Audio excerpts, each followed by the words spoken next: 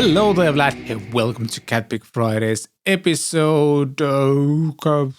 Completely forgot. I think this is 26th or 25th episode, but it's also season 2, episode 4.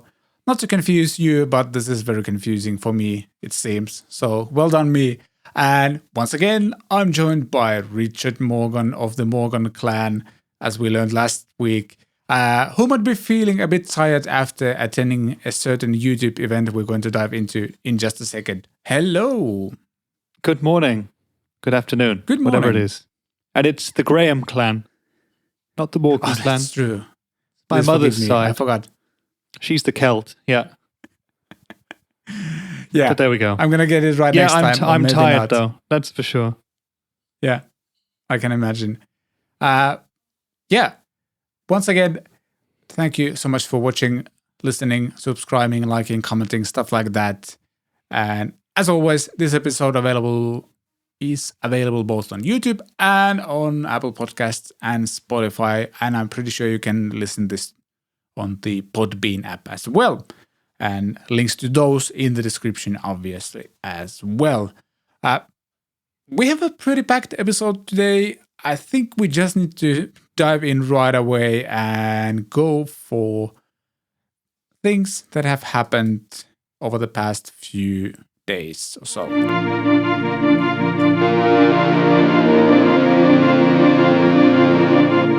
And of course, I messed up something in the intro, but whatever. That happens. We're going to leave it that. And yeah, first things first. The reason Rich is tired is because he attended 42 Gear Street number 3. Yes. Who's counting? Yes, 42 Gear Street 3. One. Yeah. I was fun, I think, and really cool is the fact that you were there as a YouTuber instead of being there as a brand representative. And that's a first for you, right? That is, absolutely. I mean, I've done pretty much all of the YouTuber events. In fact, I think all of them. As a brand before, so representing Hughes and Kettner amps. Since I've been with Blue Guitar, I don't think there's been a single event, so I haven't done one for them yet, but I will in future, I guess. But anyway, so for 42 Gear Street this year, when it transpired that Blue Guitar would not be able to take part for a couple of reasons, I mean, primarily at the moment that Thomas is actually on tour, so he's going up and down Germany doing his thing in the evening. So he wouldn't have been there, and he would have personally wanted to be there. And we don't have the Amp X yet. It's not ready, probably until NAMM in 2022 in January. And I'd said to Henning, look, I'd love to be involved in any way, shape or form, however you want me there. If you want me to come and be some kind of assistant manager to you during the day, if you want me to be an assistant producer, switcher, helper, whatever, I will come. And he said, hey, you've got a YouTube channel, haven't you?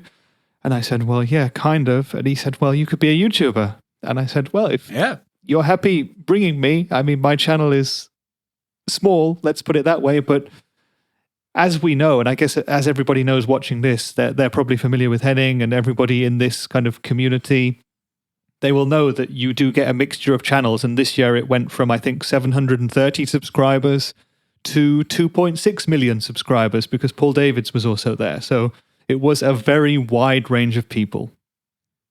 And it's very different to do it from the perspective as a YouTuber compared to that of someone from one of the brands. That's for sure. It was a lot to learn.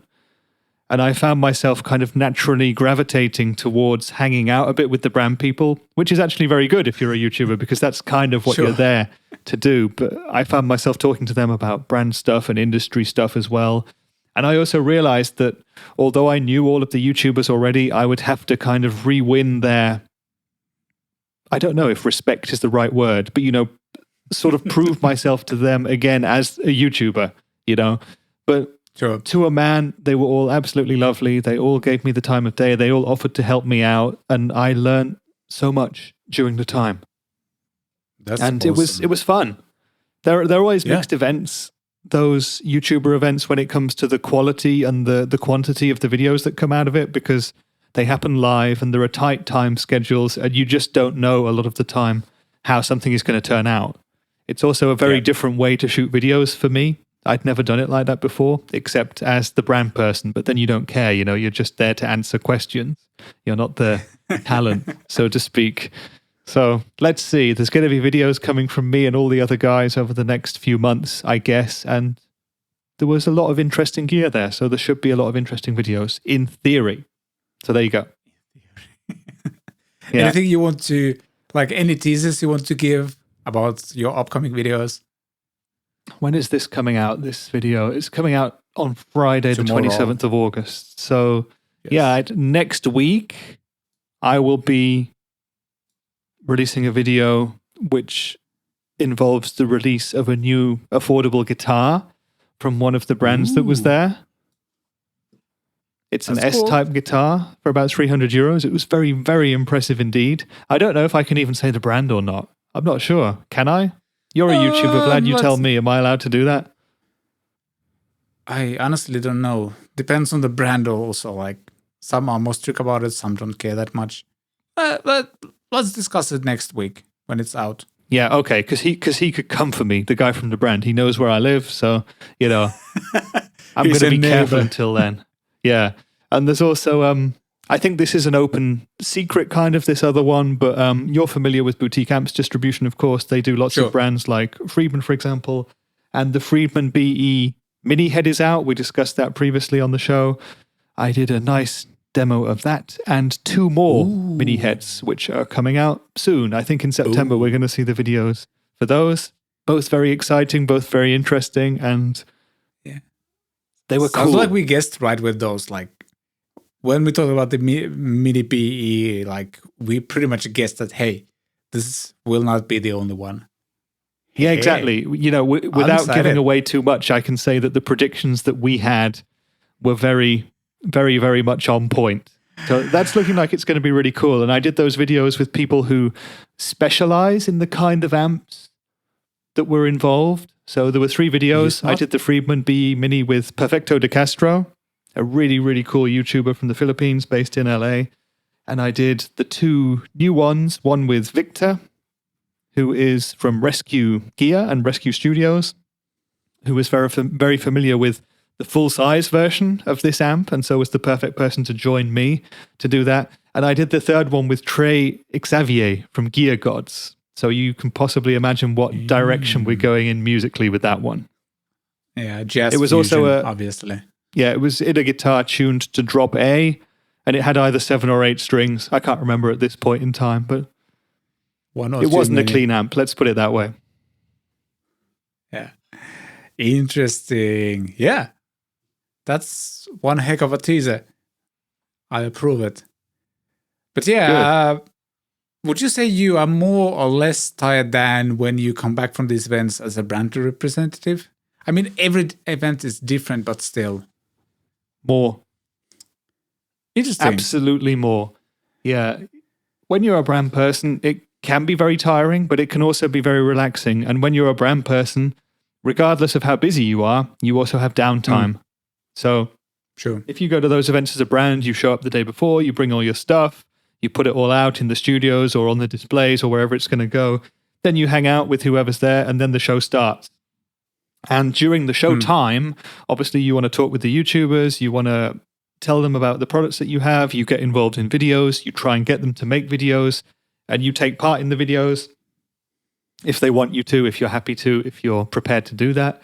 And if you're a proactive brand and you like to do your own stuff as well, as has been the history with H&K, you'd make some of your own videos if you could. The brands themselves don't get slots and times to make videos in Henning's own studios, of course, but you can make them in his garden or out in the street or whatever. And when I was there with Hughes and Kettner at 42 Gear Street, we would always do that. I always had Uwe with me, who was my producer, engineer, second man, the man behind the camera, and we would always get stuff done, and that was always really good. But there's always times as a brand when everybody else is doing stuff and you just get to hang out a bit. You get to sit down and look at the stuff. You get to wait around a bit, recharge your batteries. And in the evenings as well, you also have a bit of a choice. You can come out to dinner with the people if you want or not. I always chose to do that because I thought it was great for the networking. And then afterwards, you can choose to go and hang out and socialize, however that is happening. You know, often if it's at a bar or a restaurant, people will have drinks, stuff like that. Nothing too wildly rock and roll. But yeah, when you're a YouTuber, for me, it was a totally different challenge. And I loved it, but it was a lot more tiring because you'd arrive the day before, you'd go straight to hanging out with people. All the YouTubers were staying in the same hotel. So you'd then hang out in the hotel in the evening, go straight to bed, get up, see them for breakfast, go to the place, make videos kind of all day, and then repeat the evening process again. And during the day, if you like to make as much videos as you can, if you want to be busy, like I did, you find yourself running up and down all the time, you know, making sure that you've got what you need to make the next video, making sure that the people who you want to make the video with are there. And that includes, you know, other YouTubers on screen, and it includes the production team who are behind the scenes, you know, because at Henning's place, you need someone to switch the cameras for you. You know, you need a producer to make sure everything is recorded correctly, etc. So that's quite tricky. I'd spend also quite a lot of time trying to learn as much as I could about the products before I went on screen, because I always like to know as much as I can. That's just the way I am, I guess. And yeah, in the evenings, with the few drinks that were consumed, you get progressively tireder every day, you know? You come fresh and you leave everything behind. And I think for everybody, it's extremely intense, but for someone like me who personally needs his own time occasionally, a bit of quiet, a bit of time just with my own thoughts in my own head, it's really, really hard work. But I love it, and I would do it again every time, given the opportunity to do it. And if the show happens again, I don't care if I'm going to be there as a brand guy or as a YouTuber or as a production assistant, whatever you want to call it. If I'm going to be there as Henning's personal masseuse, I don't care. I just want to go there and you know, meet my friends there and have some fun and network and make contacts and just do the thing that I do. That was quite a long monologue. I hope you enjoyed it. Yep. As all the viewers and listeners can tell. So, yeah, that's good. I think actually, like, now that I think about it, my only experience as just a YouTuber, like where I was just wearing one hat, so to speak, was the Husingham event you guys hosted a couple of years ago. 2 years ago? 3 years ago? I have no idea how years work anymore. I think it was 2 years, 2019. Summer 2019, yeah. How much has changed since then? Crazy. Yeah. But yeah, that's actually the event where I was an organizer, where I was playing the Henning role. And that's possibly the hardest role you can play. Because then, as well as doing all the other stuff, you have to look after the well-being of YouTubers. And that is the most difficult thing you can do 24/7. It's worse than being like a teacher at a kindergarten or something. I mean, they're all lovely people, but some of them, you know, you have to have eyes in the back of your head to make sure that you know what everybody's doing, to make sure that they all get to the cars on time to go from A to B, making sure that everybody has something to eat and something to drink, and everybody's brought the stuff that they need to do the video. That's hard. So I have a whole massive load of respect for Henning for not going insane during those events. I mean, he almost does, but he reins it back in. So, yeah. But you were a YouTuber there. And I think you made the most of your time, didn't you? Yeah, like my exhaustion was partially self-caused because I decided to do the jam thing where I had 16 people playing on the track or something like that, and like organizing that while I was there was quite a lot of work. I think it was worth it, but yeah. I think I had 16 people play and like do a guest solo on the track. I'm going to throw the link in the show notes as well, by the way. But yeah, so that took quite a lot of time, and then there was the whole Rockin' 1000 thing, which was a lot of waiting. Which and as you mentioned, a lot of people, and I also need my downtime. I'm like a partially introvert, something like that, half introvert. Like I sometimes love being. Like in a group of people, but I definitely need my downtime as well. So, yeah. So you're the same as me. The correct term is an ambivert. You're like halfway between an introvert and an extrovert. I'm an ambivert, but I would say I lean more towards introvert if I have the choice. Yeah, same. So yeah, I think I understand it, though I haven't experienced it from my brand perspective. I'm gonna say yet. Who knows what's going to happen in the future? Yeah, But yeah, who knows? really looking forward to the videos that will come out. There, I saw one. Like the only video I've seen so far has been the one that Paul Davis released with Perfecto de Castro. Like they did like a how to make blues interesting, which was like killer video. And Yeah. I love Perfecto. He's the nicest guy you'll meet. And then like I'm gonna say secretly like a ridiculously good guitar player and a teacher as well. And I love those kind of guys. Yeah, Perfecto's amazing. I'm saying I think that I about have him. Perfecto because I haven't personally met Paul Davis, so I'd know about him. Okay, Seems but like you a met nice guy Perfecto, too. right? We hung out at NAMM Yeah. 2020. Yeah.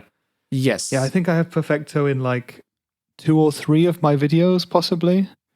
And Oh, that's I cool. also, one of them is like a full length interview with him, shot in the post office room at Henning's place, which is just an interview space. Mm. And that's like over an Nice. hour long, and he tells his whole story, and it's really, really interesting. So that's going to come out hopefully fairly soon. Awesome. So Perfecto That's is awesome. really, really Yeah, good. we met at NAMM 2020 at the Solo Guitars booth. I think he knew me from someplace because he like walked, hey, I think I know you. And we just said hi and then we jammed on the Solo Guitars and we've been friends ever since. He likes to troll my live streams anytime he can. So Okay. that's cool. Yeah. Yeah, he's a very cool Yeah. guy. And I'm also playing on his, he does a series called Pet Licks, which I think he started at the NAMM show, where he just goes round and randomly finds guitar players and says, hey, play your pet lick for me, which is basically the riff that you just play every time you pick a guitar up. So I'm on that. So that's going to be interesting to see what all of Nice. those different YouTubers play. Yeah, really looking forward to that. And from the 42 Gear Street to some new gear, because it seems like I'm getting something new every week. I think this will be like 3rd or 4th week in a row when we have something new. And just a second, I'm going to make myself full screen for a little bit. No, wait, I think I'm going to do it this way. There you go. Oh. Mm-hmm. The Harley Benton Aeolus is here. It arrived yesterday. Let's do it like this. You don't need to see my face. First of all, it looks way, way better than in photos. Like, the photos don't do it justice. I On the agree. Harley Benton. 100%. I know we've talked about this before, but Harley Benton's photographer, I don't know.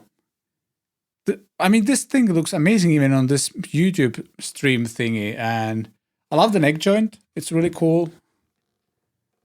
And overall, this guitar is on a heavier side things, but I think that's something that just happens with budget-friendly guitars. As we talked about before, like, they don't have, like, to stay within a budget, they don't have as much choice of, like, what woods to use. So if you have a good piece of mahogany or anything else, like, you go with that. And yeah, it feels like, to me personally, this feels way... By the way, I haven't even plugged it in yet. I have just jammed on this acoustically sitting on a couch because it arrived yesterday evening and I had a band rehearsal and stuff like that and just haven't had the time. But fret ends are really nice. Overall, it feels like super solid. It was actually in tune when it arrived as well, which is very impressive.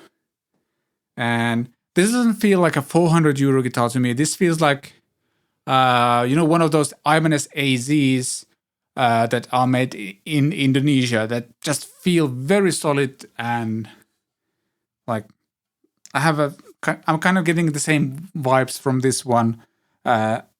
Really interested to plug this in later today and see how it sounds. But so far, very impressive, and I'll be doing like a thorough review or maybe like more like a production demo of this. I don't know. I'm still thinking about like you did the thorough review, so we'll see. Very thorough. Is your doorbell ringing again? No, I was just looking around at mine because I was just looking at the tuners on yours, and I was just checking if mine has the same tuners. They're just the regular sort of kidney bean tuners, right? Yeah. Yeah. Oh, by the way, that's say made in Indonesia. Maybe it's the same factory. Who knows? That could be very possible as well. Like. Yeah, probably. Because, like, I think if you think about the Ibanez AC, one of the things that does raise the price quite a bit for those is the fact that they, like, the Indonesian made ones also come with like Godo hardware and Simoduncan pickups and what else is there. So that ups the price quite a bit right away. And the only thing so far I don't like about this, I think this logo is weird. Like, I'm not sure why there's an alpha letter on the headstock. There you go. I think you can see it. I don't get why it's there. To me, it kind of feels like the headstock would have been a bit empty otherwise. You know, there's no truss rod cover on it or anything. And they were kind of like, we need to get a logo for this guitar, and it needs to be something that looks kind of high profile. And they have, you know, Aeolus, it has the A and the E, which is like the, you know, the Greek, is it alpha? Sure. Sound that they call it. And they just thought, we'll get a nice one of those. But yeah, that's, you know, of course, the other thing that ups the price of the Ibanez guitars is the fact that they have distribution. Whereas, you know, Harley Benton, they literally get stuff from the factory and sell it. But I'm very interested to hear what you think of the Aeolus. I think it's a really, really good guitar, and it's so versatile. I was also surprised at the weight of it when I picked it up. I think it's because it's semi-hollow. You imagine that it's going to be really, really lightweight, but it's actually kind of solid. It weighs pretty much the same as my Les Paul does. But in terms of the quality and the feel for €400, which is the asking price, it feels great. This is the first guitar that I've had sent to me from Harley Benton that I'm getting very tempted to tell them I'd like to keep it afterwards. Yeah. I don't know. Yeah, I'm actually going to compare, like, what's the body wood on this? Do you remember? I have forgotten. Is it it's not mahogany, is it? It's not mahogany. Is it mahogany? Sorry? I would have said mahogany. I'm going to search it. I can't believe I've forgotten it, although it has been a couple of months since I because if I did my it's videos. that, then I'm definitely going to compare it to my own 335-ish type of thing that I have over there. They're like mahogany body with a maple veneer top. Yeah. Okay. Good. Yeah, I'm going to compare it to my self-made 335-ish type of thing. A mahogany body, maple top as well, and mine has a mahogany neck. This is roasted maples. Maybe that's a difference, but just for the sake of it. But yeah, you should. I compared mine to my Ibanez AS73, which is their take on the kind of 335 sort of shape. And the Aeolus did really, really well. Yeah. No surprise there, I'd say. Yeah. Moving on to the next thing, Strymon. Boom. Let's do that. And then do this. Strymon came out with a new pedal. And I think this was a fairly like quick release in the sense that they teased it for like a day or two and then just dropped it, I think. And I think this really looks cool. It's a multi-dimensional phaser. And based on the videos I watched today on gearnews.com, they have a couple of Strymon's own videos. It sounds killer. Though I have to also mention that phaser is not really my thing. Like, out of all the effects, I know, like, when I get a phaser, I don't really know what to do with it, to be honest. That would be my kind of feeling about it as well. I'm not a huge user of phase. In fact, of modulation in general. I'm not really sure what I would do with this pedal, to be honest. I think it's pronounced Zelzah, but I'm not 100% certain. I'm sure it has the amazing Strymon quality, and of course, you have two sides, so you have two different options. It can make many, many different sounds, and it does more than just phase, I think, as well. You can get slightly different modulation sounds out of it too. Yeah. And of course, presets and flexibility, but I wonder how many people really need that much flexibility from a phaser. I mean, you could just get a Phase 90 for, what, a quarter of the price, possibly, and you get that amazing phase sound. Yeah. What I did like about, like, they demonstrated this with keyboards as well, and I'm still, like, haven't, like, fully grasped it. A lot of keyboard players like to use pedals as well, and it makes total sense. I think this thing sounded even better with keyboards than with a guitar in that video that you can find on the site. Links in the show notes, by the way. I assume it's stereo, right? So you get that massive sort of stereo swoosh sound from a keyboard. Yeah. Something I haven't seen on Strymon pedals before, at least don't remember seeing, is that it actually has USB-C port that allows you to like have computer control the pedal for like MIDI control. So you can like put this as part of your signal chain, and in your DAW, for example, you can send like commands to this pedal, which is kind of cool. Yeah, I like that. It makes sense for them to include it, I think. It will let you do firmware updates and stuff in the future. Yeah. But yeah, can you personally get excited about a phaser, Vlad, for 380 euros? No. But then again, I wouldn't get excited about a 20 euro phaser either, so even if it sounds killer. Just because I don't know how to use them. Like, I don't like, maybe I just have avoided all the music that has phaser sounds, and like I just feel like I wouldn't know what to do with it. I've had a few phaser pedals, and none of them kind of stayed on my pedal board for a long time because I just don't know what to do with them. Simple as that, to be honest. Yeah. I love the way this looks, by the way. It reminds me 100% of Cadbury's Dairy Milk chocolate, which is one of the most famous English chocolate brands. It's that purple and the white. It looks tasty. It's a tasty looking pedal. Yeah. Do you know where they got the name from? Sorry? Do you know where they got the name from? No. Me neither. Shame. I thought you might. I don't know. Almost sounds like Zelda to me, but that's like a video game, and I don't know how you would link phaser to that. Yeah, to me as well. I Googled it, and there's basically nothing online, except the one thing that I found is that in Los Angeles, there is a road called Zelzah Avenue, which runs north to south, basically through the entire city. There's a park and stuff like that, Zelzah Park, and I assume that it's possibly named after that for some reason. Perhaps there's a famous studio on that avenue where someone who's famous for phaser recorded or something. But I haven't found that information yet. Yeah, another thing I have to mention is that this week, because I've been at 42 Gear Street, I've totally missed out on the rest of the world.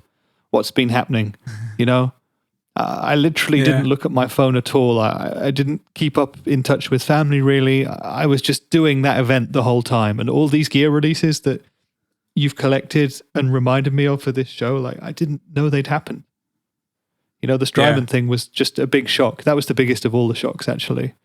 And you know what? Yeah. While we're talking about 42 Gear Street, why was a brand like Strymon not there? Because if they'd sent a presence with that pedal, they could have had a bunch of pretty awesome videos coming out. I mean, I know Strymon traditionally doesn't work with YouTubers in that way, but... yeah, so it seems. That would have been cool. You'd have had 16 videos of YouTubers saying what we've just said. Wow, this is the new Strymon phaser, and I have no idea what to do with it, but please buy one. By affiliate link. Yeah, could be. Then again, I feel like Strymon is in a position where they just need to drop a new pedal, and like some people will buy it and then demo it as well, because a lot of people are interested in this. Yeah, exactly. Strymon has a very strong fan base who I think tend to buy up every new thing that they have. You know, they're massive in the worship scene, for example, and this pedal will sell a bucket load for sure. Yeah, absolutely. Especially with the ability to integrate it into a bunch of different rigs now with the USB MIDI control as well. So yeah, definitely. That's kind of cool.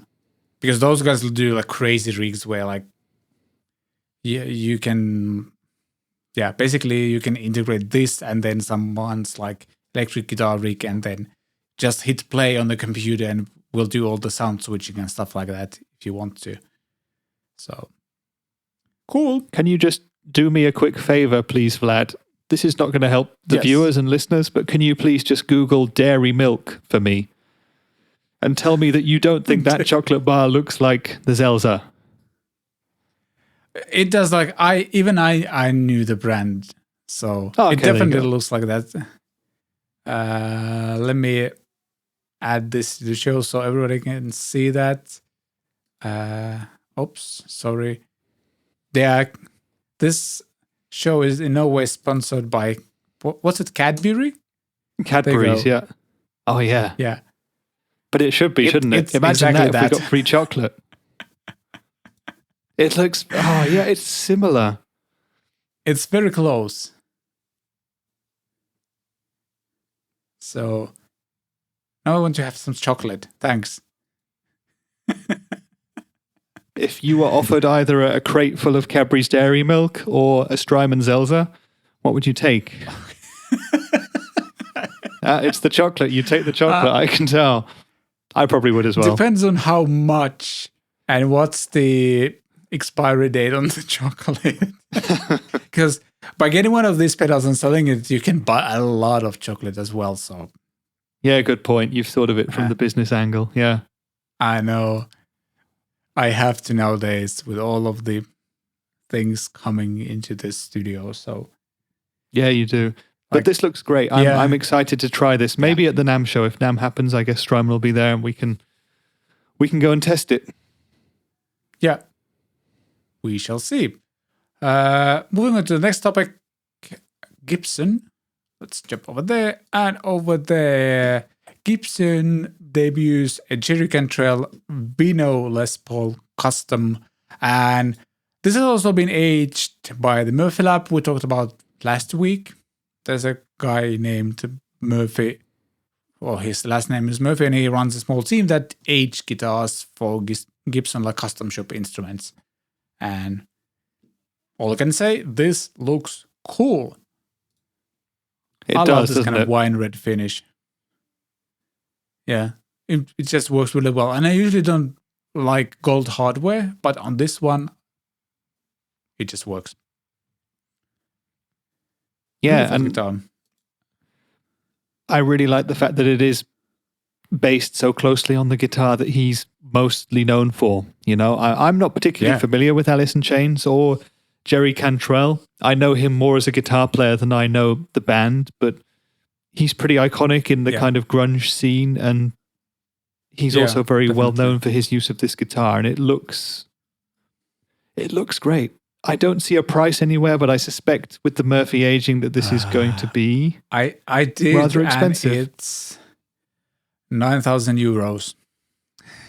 Oh yeah, there we go. 9,000. Oh my goodness. But I mean, yeah, it's a custom shop that's also been aged in the Murphy Lab thing. So yeah, it's interesting because one of the coolest things for me is that it has the Fishman Power Bridge piezo system, so you can get acoustic sounds out of it. But the pickups themselves are just the pretty standard Gibson 490R, 498T. So I was just about to say that's kind of, it's a bit surprising actually. Like, if he likes them and like they work, why not? Yeah, hey, I would say if those are the pickups that he uses in his guitar, then that's perfect. Yeah. That's what a signature guitar should be. But it just feels like, you know, I believe they should do a non-aged version, which is in kind of the price bracket that... Well, I would say normal people can afford, but it would still be probably at least 4,000 or 5,000, and that's still a lot of money. This looks like this one is limited to 100 units worldwide. Yeah, so that's also cool, and I bet they will sell pretty fast. Yeah, they'll be gone very quick. Yeah, I don't know if this is the kind of guitar like. You remember the recent Adam Jones Tool Silverburst Les Paul? That was snapped up straight away. That was also 100, I think, in the most expensive version that they did it.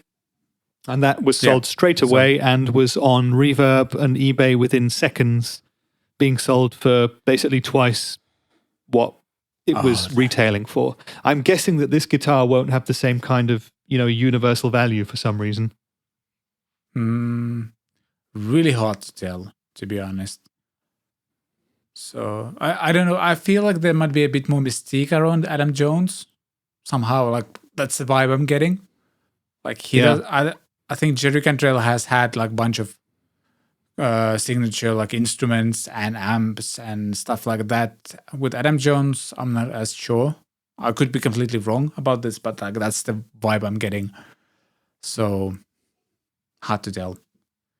I wonder, like last week we talked about the Gibson Murphy Lab. Like there was a review on what was the guitar.com, I think, maybe. Yeah. And like in the review they mentioned that the plastic parts on that aged instrument weren't aged. I wonder like what's the deal with this one. It seems like the hardware has been aged, so that's cool. But I wonder if the plastic parts are again like brand new, which sounds really weird to me. Like if you're going to age the instrument, it needs like it will look weird if the pickguard is like brand new. Yeah, we can't quite see it from the images, but I feel like just looking at that image, it looks like the knobs and the pickup selector switch tip and the tuners, they look pretty brand new to me just from here. I am seeing like worn out like gold thing on the bridge, so I think the hardware was aged, and they mentioned that in the article on gearnews.com, but hard to tell about the pickguard from this photo. Yeah, it's a super cool guitar, and I would also say, if you're a Jerry Cantrell or an Alice in Chains fan, if you've got 8,000 euros anyway, you're going to be all over this because it's probably going to be an amazing guitar. Yeah. At least fingers crossed for that price. It better be. For this money. Personally, I would prefer out of the two of these recent signature models, I would have gone for the Adam Jones Silverburst, but that's mostly a looks thing. Yeah. True. What about you? I kind of lean towards this one. Kind of associate myself a bit more with this one, maybe. Yeah.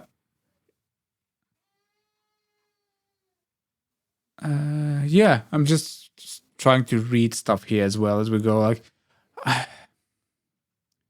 if I had the money, I'm not sure. Like, if I had those 9,000 euros to spend, I'm not sure if I would get either of these. But if I had to choose, like, I'd probably go with this one because I feel like this is that Adam Jones one kind of screams a bit more, I guess, metal to me.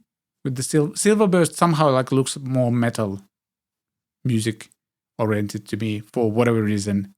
This one is kind of a very classic thing. I could play this anywhere. Yeah, I think I know what you mean. Keep it in the case all the time because it's such an expensive instrument. Oh, now my doorbell is ringing. Hang on, I'll be back. And we're back. We had a doorbells ringing and kids crying type of situation. Like one of us, like each of us had one of those things happen at the same time, and we're back. And we're ready not to like move one on of us to has the next. Yeah, we don't have kids who are scared of doorbells ringing or anything like that. That would be terrible, wouldn't it? That would be annoying. Like we don't have like any kids in the neighborhood here who would like do those kind of pranks. I think at one of the places we lived, somebody used to do that, and that was super annoying. And that's when I would have been able to use like, damn you, kids. Like, yeah. One of those these days, I'll get to do that. Really looking forward to that. You will, yeah. Yeah, moving on to some sadder news because the Rolling Stones drummer, Charlie Watts, passed away, was it yesterday? A couple of days ago. Mm-hmm. And yeah. Those are some sad news. He was a pretty, I'm gonna say, legendary drummer. I like over the years, like even though I'm not a like huge Rolling Stones fan. I really, really appreciate them. Some of their biggest hits are freaking amazing and like really iconic as well. And yeah, I think like a lot of the stuff I've heard about the band is like how Charlie's drumming and Keith Richards' guitar playing were like the two things. I think a lot they did in a way where Charlie would kind of actually follow what Keith is doing, and that's kind of part of this, like part of the groove of the band. I think you're nodding, so I'm not completely wrong about this, or are you just nodding because I'm talking so well? Yeah, no, I'm nodding because I'm agreeing, and that was something I didn't know. Yeah, it's very sad news. I mean, he was an amazing drummer. He was originally a jazz drummer and suddenly got in with the Rolling Stones as a young man. And I think 1963 was when he was first in the band. So basically right from the start, he's one of only 3 members, you know, with Mick and Keith, who were on all of their studio albums. I think he did 30 studio records and 30 live albums or something like that. He was such a metronomic drummer, like so precise and so good. And I don't think he lived the rock and roll lifestyle in the same way as some of the rest of the band did. You know, I think many people, we often joke about how is Keith Richards still alive? Is he immortal? Whatever, we don't know. But Charlie Watts was away from all that kind of stuff. He was a gentleman and a very well-dressed gentleman as well, and an amazing drummer. And this is terribly sad news indeed. You can see from the tributes that have been left how important he was to the band and how important he was to many, many other people as well. So we lose another of the great, legendary, iconic rock stars, you know? Yeah. Yeah, there's plenty on him and there's like about him in the press. And I recommend anyone watching this who doesn't really know the story of Charlie Watts and or the Rolling Stones, read up on it. And it's very, very interesting indeed. He was a great person and a great musician as well. He'll be sadly missed. Yeah, absolutely. And apparently they were actually planning for a tour as well. Yeah, he wasn't going to be on that tour because fairly recently undergone surgery for something. It wasn't made public what it was, and they had a stand-in drummer then, and he was not going to be taking part in this tour either. And Yeah, Watts had played on 30 studio albums and over 30 live albums with the band. That's absolutely incredible. Yeah, there you go. What a career he had. Yeah, like what I can also appreciate, like having seen some of like live clips from Rolling Stones, like from like fairly recent times, like the whole band was like they were still like playing really well. It wasn't like with some of these bands where it's like you guys should have quit like years ago type of thing. But like they were still like really good. So yeah, hats off to the whole band for being able to do that. So for that many years, that's absolutely incredible. And and the band itself still goes. I mean, I assume they'll continue. I'm not sure, but yeah, for anyone out there who hasn't really listened to any Rolling Stones, go and give some of them a listen over the weekend. That's something I will also do because I've never really listened to that much of the Rolling Stones beyond a lot of the great hits, but I know they have a bunch of amazing albums. I just always went towards the Beatles direction because I think a lot of people tended to go Beatles or Rolling Stones, and for me it was always the Beatles. So yeah, there's definitely that great debate. Like some people prefer Stones and some people prefer Beatles, and I think my first like proper introduction to Rolling Stones was Guitar Hero 3 actually, because one of the songs on that in that game was not Sympathy for the Devil. That's the one I got to know through Guns N' Roses, but Painted Black. And okay. I played through the whole game a million times and really got to know that song. It's an iconic song and like one that has stood the test of time incredibly well. It just still sounds really cool and unique. And I don't think like it's one of those songs like kids hear those in like that song in a bunch of movies, even though they might not know it's Rolling Stones, like they might know the song from somewhere. Exactly. Yeah.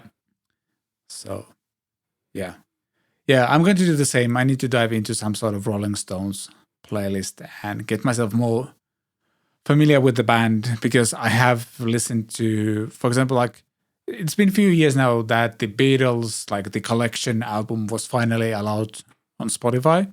So I've played through that bunch of times. But I think now it's time to dive into Rolling Stones as well. And then we can have a debate who's better. That will be a good one. Or maybe not. Yeah. Yeah, so there's that. Moving on to some gear stuff again. I don't know, that's not a word, because I was looking at Headrush MX5. That's where the X came from. And they basically released a smaller version of the big Headrush pedal board, which is kind of similar to Helix in many ways. The one big difference is the fact that this one, as the bigger Headrush pedal board as well, comes with a touch screen and looks really fun and easy to operate.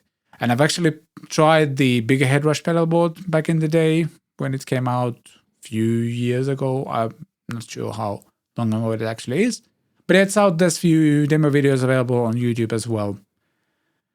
And well, before I say anything else, have you ever had the chance to try the Headrush thing? No. And until 42 Gear Street last weekend, I'd basically never even done anything with a Helix. Oh, I still kind of haven't, because the one I really tried at 42 Gear Street was the Pod Go, which is kind of a bit like a Helix.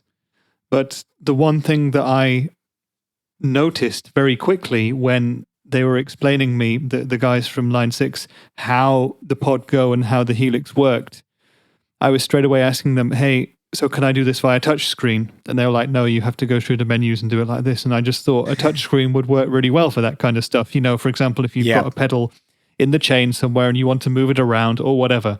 And just seeing this Headrush, which I hadn't heard about because it came out or was announced when I was away, that looks much more intuitive and user-friendly in that sense. I guess where it lives or dies will be on the tones, right?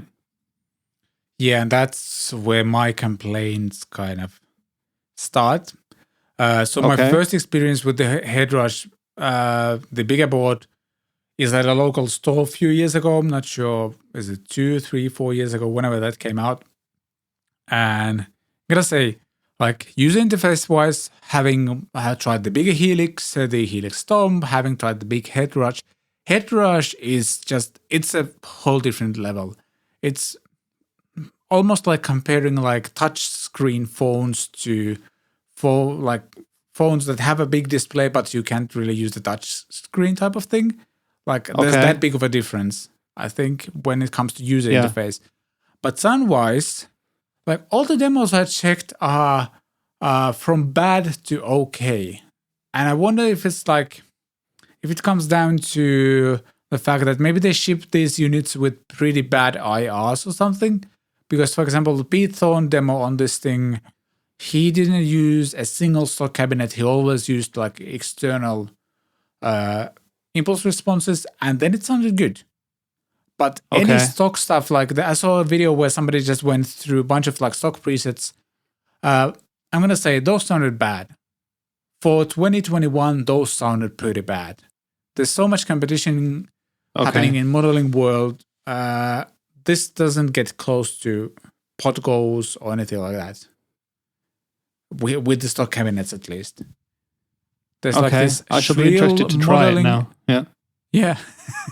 There's this kind of shrill modeling high-end thing that used to be a thing with all the modelers, but isn't really anymore. Somehow they managed to bring it back.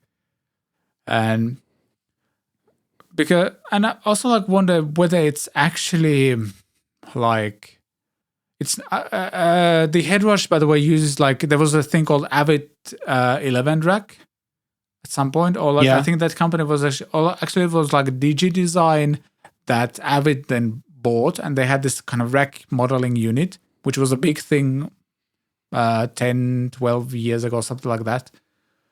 And basically the modeling technology in this one is from that unit. And I personally don't think like the amp modeling itself has improved that drastically since then, but the difference is in the cabinets, unlike IRs, more than in anything else.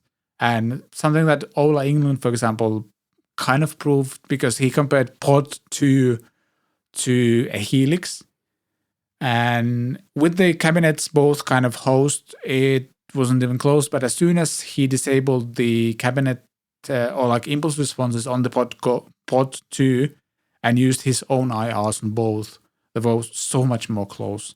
And Pod 2 is from like 2000 or something. Yeah. And my guess is that these just come with bad IRs.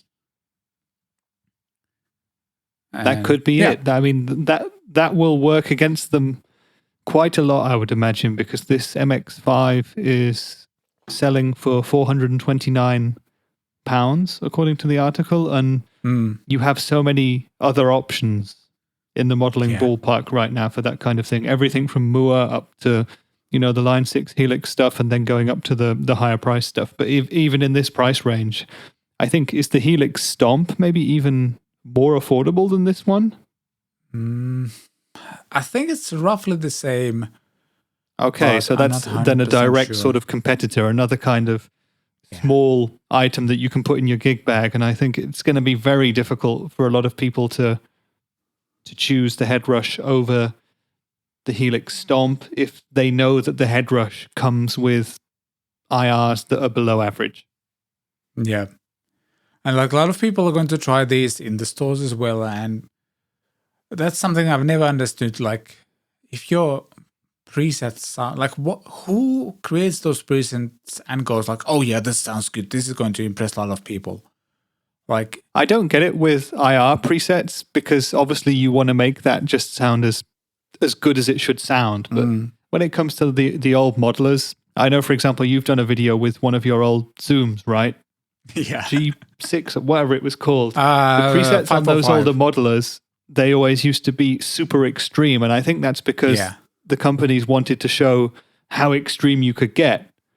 Yeah. So if there's a distortion preset, they want to show you full on metal distortion, because you know that you can turn it down and have anything up to that. If the preset was just kind of a quite nice low gain distortion, you might not think that you could do more with it. I don't know. That's my take on it.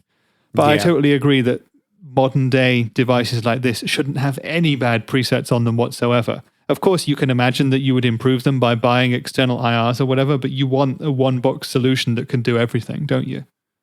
Yeah, exactly. I mean, this thing looks killer. If like you look at the photo, it looks really good. Yeah. Looks like a solid unit. It has an expression pedal as well, which only like the bigger Helix and now the Pod Go have, but the Pod Go is more limited like functionality wise than this one, because apparently this has all the processing power of the bigger Headrush as well.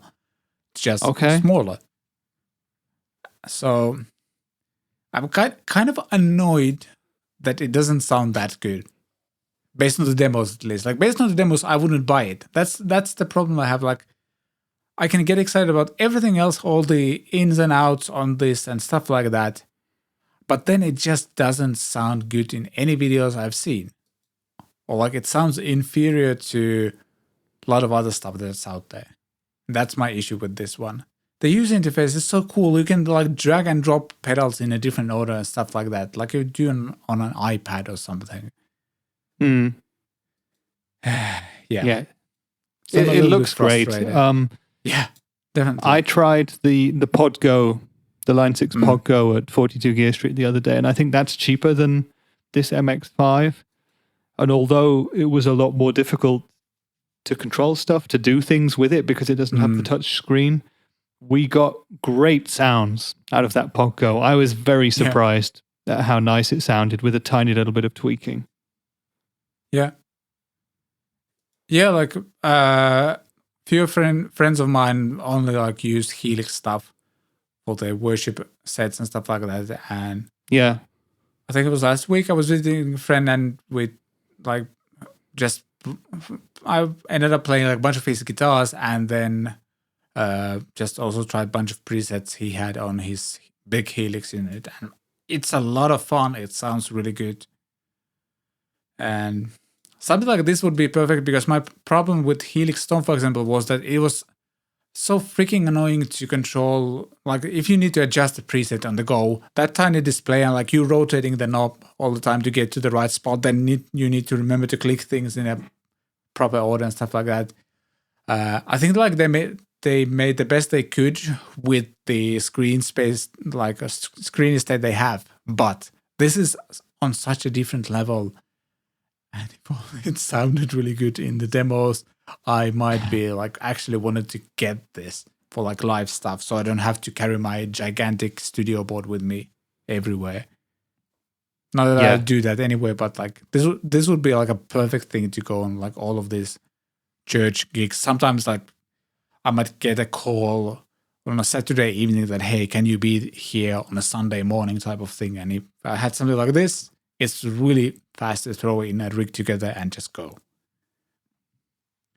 They should have called this Headrush Go. They should have, but I suspect that another company might have had a problem with that. You never know. That's true. I'm definitely kidding. But yeah, if someone has seen a demo where this thing sounds good, leave us a comment in the YouTube video because I want to get excited about this, but I just can't based on the evidence that's online right now. Yeah, there's that. And let's jump into something maybe a little bit controversial, I would say, but this was very interesting. I think this stuff started popping up like yesterday evening or something like that. And basically, oh, come on, work. There you go. There's a guy who's been on the cover of Nirvana's Nevermind album, and 25 years since its release, and 5 years after talking to GQ magazine about his experiences, the guy whose photo is on the album cover is suing Nirvana and all the labels and stuff like that.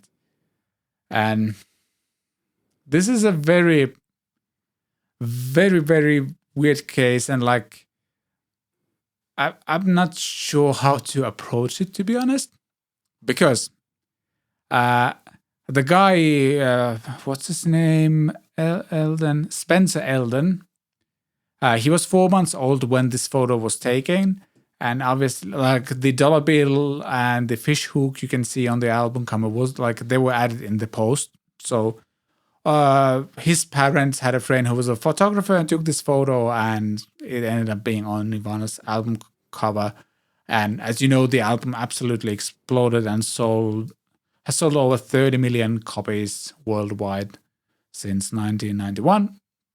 And yeah, the weird part about this lawsuit right away is the fact that this guy, again, Spencer Eldon, Mr. Eldon has been completely fine with this thing for many, many, many years. And he's actually talked to GQ about how him being on that album cover and him like telling the story of him being on the album cover has opened a lot of doors for him over the years.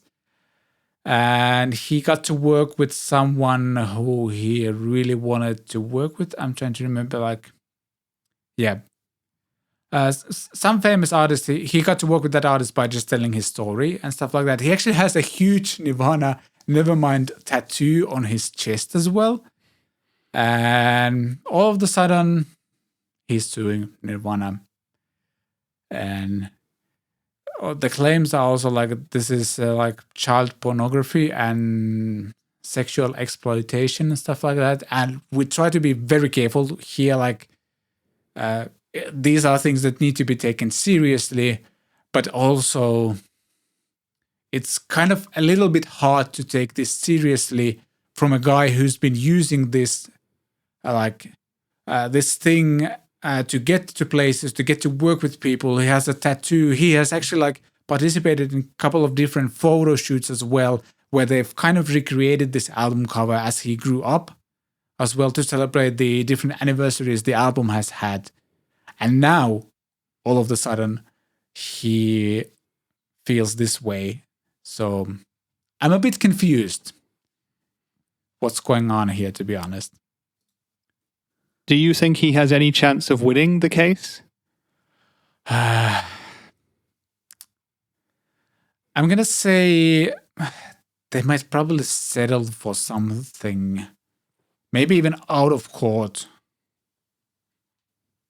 and just be done with it. Because based on the article on the BBC website, for example, like non-sexualized photos of infants are generally not considered child pornography under US law. Though there is like an angle where like the amount of exposure he has had over the years because of this, it could be a little bit different. But then again, him giving an interview 6 years ago about this, that this has been a great thing for him. It's a bit weird, but it's like a great thing for him as well, and has actually opened the doors. And apparently what made him, like, he's also publicly stated that the thing that made him consider this lawsuit was the fact that he's an artist, and apparently fairly successful one as well. And he's coming up with an art exhibition, and he tried to get the Nirvana guys, so Dave Grohl and Chris, Novoselic? What's his last name? Novoselic, How do you pronounce it? Yeah. He tried to get them to participate in the exhibition somehow, and apparently he was frustrated that he was just kind of directed to talk to the lawyers and representatives of those people. And that's what made him think, hey, maybe I'm not okay about this, like, album cover. He has publicly stated that as well. So it's difficult for me to see there's a case here. But then again, I think the two guys from Nirvana have the means to just pay him off and be done with it, which I would actually think might be a great solution. I don't think this is such a unique case that you're not like setting a, what's the word, precedent? Yeah. For other people to do anything like that, because this is such a unique case that, yeah, I don't know. Yeah, from a legal standpoint, it probably is a very interesting case for the lawyers, the attorneys, and the judge to work on. It's something that's way over my head, of course, because I'm not a lawyer or anything like that. But on the one hand, you can go back to the start, to when the photograph was taken, and say, yeah, he didn't give his permission for that to happen at the time because he was a baby and he probably couldn't.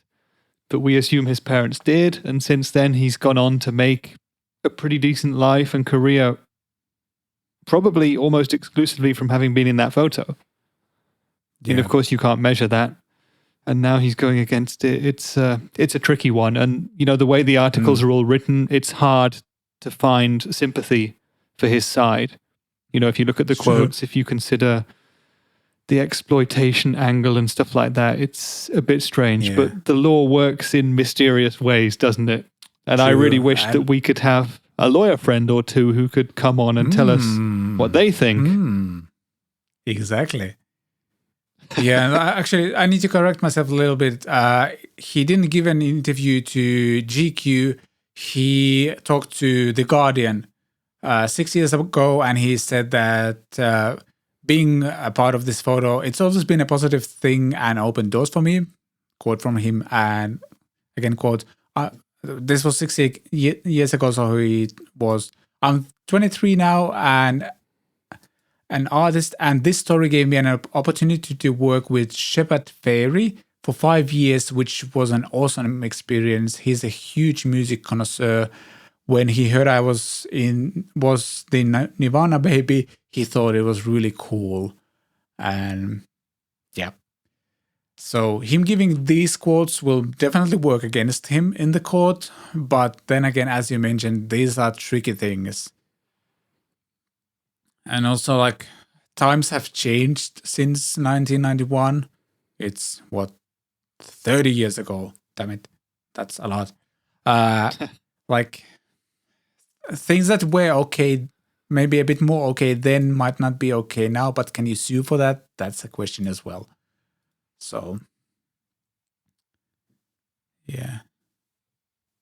Yeah, that is a tough question. Who can we bring on who can help us understand this a little bit more? We need to find somebody. We need to find somebody. We need to message him today probably to start organizing this, because it would be really interesting to talk about these kind of things. But yeah, it would be, because we've discussed 2 or 3 separate sort of legal cases on this CatPick Fridays show in the past couple of months. I think there's been a couple of pedal issues. There was Gibson stopping Mojo Hand making a pedal. There was someone else stopping someone else making something, and now there's this. Yes. Let's get someone on who can tell us effects the thing true and story. Mojo Hand. Yeah. Exactly. Yeah, that was the one. Yeah. Yeah. We're going to throw a couple of articles in the show notes if you want to read them yourself and make up your own mind about this case. But yeah, we're trying to be careful here, not taking sides. Yeah. Should be an interesting case to follow. But as you mentioned, like, the overall opinion seems to be like, you waited for 30 years, or let's say you waited for 20 years, and like when you're 20 and then you maybe start thinking about it, maybe then you sue or something like that. But he's 30 at this point, and yeah, so stuff like that. And we are actually bringing back a segment that we haven't had for a little while, because we want to bring back a thing called Weekend Watch. And from legal cases to this, let's dive in there. Just a second though. Watch it. Video. It's not like you have anything else to do. This week's Weekend Watch is not that one. There you go. I know Gibson isn't cool anymore because of a bunch of stuff they've done, but I gotta say, this Icons series on the YouTube channel is just amazing. I watched the whole episode about Dave Mustaine from Megadeth, and I was really positively surprised, like, how he talked about his days in Metallica, then a little bit about the early years of Megadeth and like the struggles they had, and like some near-death experiences they had on their first tour and stuff like that, and what it was like to be diagnosed with throat cancer, and how, for example, Bruce Dickinson from Iron Maiden helped him to gain some perspective on that and stuff like that. So just a really, really interesting interview, and I highly recommend you check it out. There's also like Kirk Hammett, Tony Iommi, and probably other people as well. And I'm guessing they will be putting out more of these episodes in the future. Just a fantastic watch. Highly, highly recommended. And it's like a good hour or so. And they go pretty deep into his history. And also, like, the production value on this video is incredibly high. So well done, Gibson. I'm not saying that too often lately, but well done, Gibson. I was really impressed about this.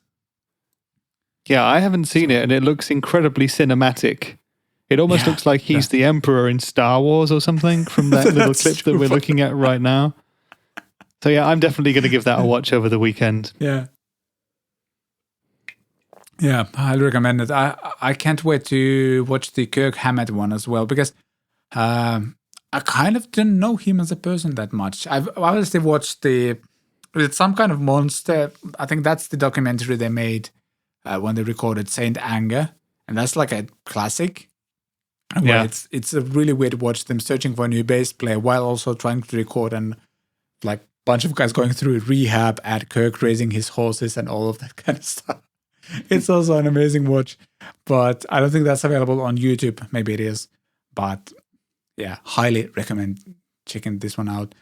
Again, show notes contain the link to this thing, and yeah, I'm pretty sure, like, even if you're not a fan of Megadeth, like, they are a huge part of like just this rock history, and especially with the ties to Metallica as well and stuff like that. So yeah, give it a watch and let us know what you think.